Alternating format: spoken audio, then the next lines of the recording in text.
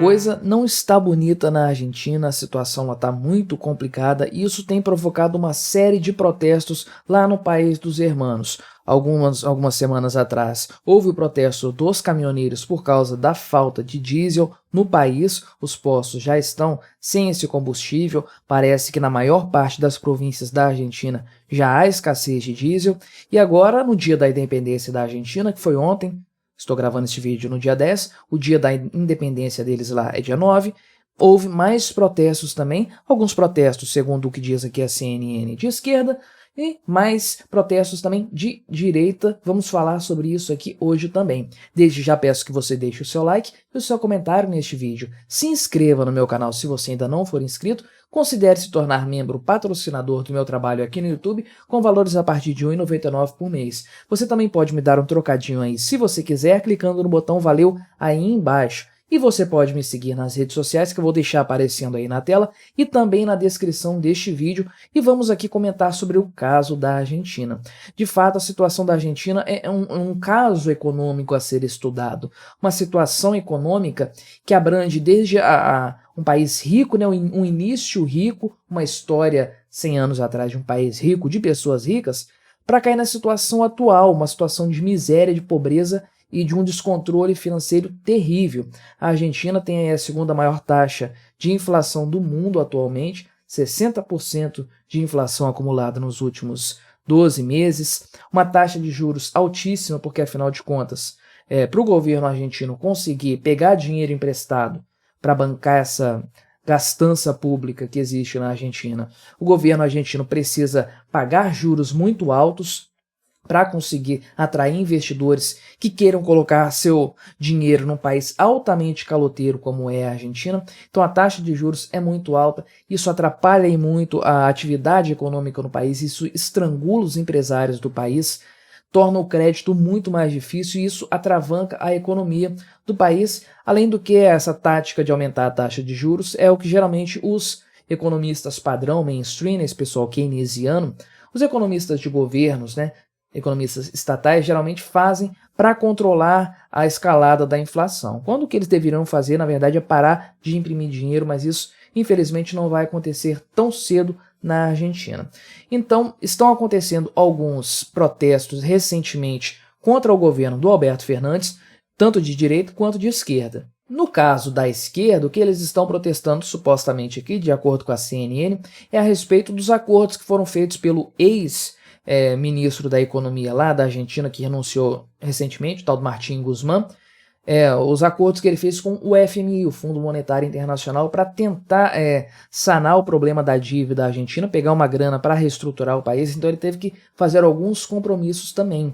E você sabe como é que é governo de esquerda, né? Ele adora violar os compromissos feitos com o FMI. Não obstante os empréstimos concedidos pelo Fundo Monetário Internacional geralmente sejam em condições melhores do que esses países latino-americanos, países pobres, geralmente conseguem financiando a si próprio, né, fazendo emissão da dívida pública. Geralmente a taxa de juros é menor, mas mesmo assim esses países gostam de bater de frente com o FMI. Foi isso que o Lula fez aqui no Brasil. O Brasil tinha dívida com o FMI, uma taxa de juros bem camarada, bem tranquila, porque o Brasil estava fazendo a lição de casa na época, nos dois governos do FHC e no primeiro governo do Lula também, diga-se de passagem. E aí o Lula, para ficar bem na fita, para ficar uma coisa bonita para aparecer nas campanhas políticas, foi lá e tratou de emitir dívida pública para pagar a dívida com o FMI. Dívida pública essa com taxas de juros mais altas do que o FMI cobrava. Belo negócio, senhor Luiz Inácio Lula da Silva, pegar dinheiro emprestado mais caro para pagar uma dívida mais barata. Excelente negócio, digno de um político esquerdista. Mas então você sabe o que é que acontece com partidos de esquerda. O Martín Guzmán, então, renunciou recentemente ao cargo de ministro da Economia e colocaram aí no lugar dele uma tal de Silvina Batakis, ou Batakis, não sei. E adivinha só o que ela vai fazer, qual que é a brilhante ideia dela, aquilo que ela anunciou como primeira medida emergencial assim que ela entrou no cargo? Exatamente, controlar preços. Olha só, é como se isso nunca tivesse sido tentado na história da humanidade. É como se fosse uma ideia altamente inovadora que vai revolucionar a economia dos países. Vamos controlar os preços, claro, porque isso vai dar super certo, isso não vai causar escassez. Não foi isso que causou escassez de diesel no país, né? Tá faltando diesel, como eu falei lá no começo do vídeo. Enfim, genial essa ideia dessa economista aí, socialista até a medula, naturalmente, que agora está no governo da Argentina. Mais uma vez, é aquela história que a gente já conhece, né? Um governo esquerdista, socialista, tende cada vez mais a se aprofundar no socialismo, não obstante problemas cada vez maiores do ponto de vista econômico apareçam. O governo faz uma intervenção econômica, isso piora a economia. O que ele faz? Ele para de causar intervenções no país? Não, ele intervém ainda mais. Mexe mais na economia, coloca mais barreiras, coloca mais entraves, mais regulamentações, controla preços, enfim, faz uma série de manobras ali, como se isso fosse resolver o problema econômico do país, como se controlar a economia do país fosse como controlar uma mesa de som, que você fica mexendo botões ali para cima e para baixo para chegar no resultado desejado. A economia é muito complexa, envolve uma quantidade enorme de fatores, envolve a vontade de milhões de pessoas. Não tem como um governo central determinar o que é melhor para a economia, o que vai fazer a economia prosperar cada vez mais. Não há inteligência alguma que seja capaz de prever a vontade das pessoas. Toda vez que um governo tenta intervir na economia, o que ele faz é empobrecer ainda mais a população. E é exatamente isso que nós estamos vendo no caso argentino. Os protestos de direita na Argentina são justamente para criticar esse tipo de governo, né? Como diz aqui a matéria, o pessoal de direita quer uma Argentina sem Cristina. De fato, o kirchnerismo é a grande praga da Argentina atualmente. Os governos de esquerda no país tem esse padrão, seguem esse padrão já há algum tempo, tanto os governos do Néstor Kirchner primeiro, depois da Cristina Kirchner e agora o Alberto Fernandes, que é um puro fantoche, uma marionete da Cristina Kirchner, eles seguem o mesmo padrão intervencionista, socialista, de aumento do Estado, funcionalismo público crescendo cada vez mais, intervenção direta na economia e impressão desenfreada de dinheiro.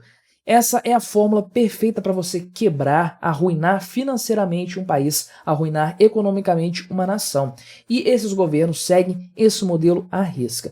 Infelizmente, é difícil sair dessa espiral de destruição econômica. Não é um processo fácil de ser feito, não é algo simples de ser realizado. Vejo muita gente comentando, às vezes, em vídeos falando da tragédia econômica argentina, coisas como, quem mandou votar em governos de esquerda, agora aguenta. Mas não é fácil você sair de uma mentalidade popular de governos de esquerda, porque esse tipo de mentalidade foi trabalhada durante muitos anos, durante décadas a fio, numa época em que a gente não tinha tanto acesso à informação como hoje. Hoje é claro para qualquer pessoa com 2 neurônios, para qualquer pessoa com um mínimo de discernimento, que esse tipo de política econômica adotada na Argentina leva à miséria, leva à destruição de riqueza. A gente olha para a história da Argentina com a informação que a gente tem hoje e a gente vê como um país rico se tornou um país pobre por causa de políticas estatais equivocadas. Mas durante o tempo em que não havia informação de tão fácil acesso, os governos de esquerda na América Latina como um todo trabalharam muito bem essa manipulação da compreensão popular a respeito da economia, a respeito do papel do governo, a respeito do que faz um país ser pobre, de como tirar as pessoas da miséria. Então você romper com esse ciclo de doutrinação ideológica estatal é difícil, demanda muito tempo. Tem pessoas que têm dificuldade de sair disso, de abandonar essas crenças antigas. É um processo que demora. Nós estamos vendo essas mudanças na Argentina. Muita gente já não pensa dessa forma. O apoio que o Javier Milei tem recebido no país é um indício disso. Porém, ainda falta muito para isso acontecer. E não dá para dizer que no curto prazo exista um cenário positivo esperando a Argentina, esperando os nossos irmãos argentinos. Infelizmente, parece que o que aguarda eles é ainda mais deterioração econômica também. Como eu costumo dizer, a Venezuela é logo ali para os argentinos, né? Fica aí o recado para nós brasileiros.